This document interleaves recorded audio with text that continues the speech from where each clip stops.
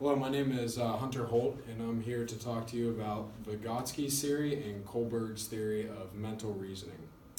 So to start out with Vygotsky's theory, he was a Russian developmental psychologist. His theory, it goes into explanation of how a person original abilities are developed through interactions with others who share a common ideology throughout their culture. So, such as customs around the world are different in America as they are in Europe or somewhere else.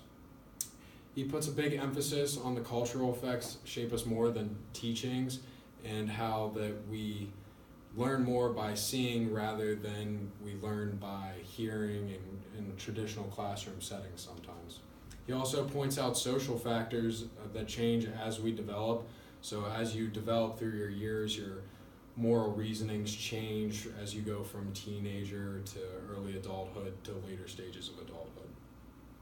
So his two concepts were the zone of proximal development, and this explains levels between actual development and potential development.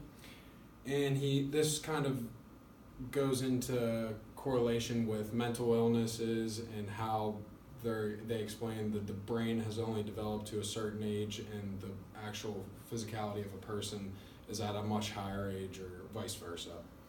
He also had a concept of the scaffolding, which basically explains a perfect teaching environment where a teacher is able to step back from the students and let the students be engaged hands-on, and they just act as more of a guide rather than an actual teacher, which is what we're starting to see in now more modern settings of classrooms.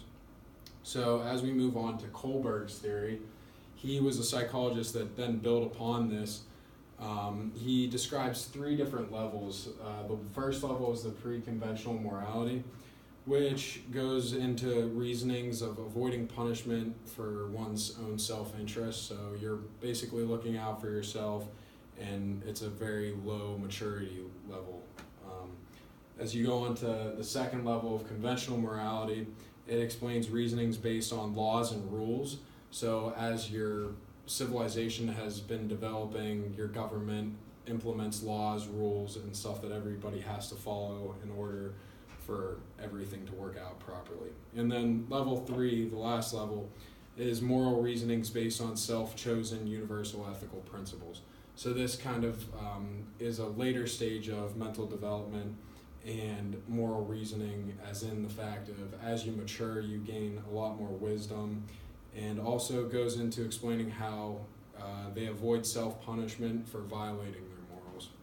So as we can see on this next slide, it's a pretty easy layout of the different levels, and kind of explains how it goes from very basic moral reasoning to advanced at the end with social factors. So thank you, and I'll open it up to questions.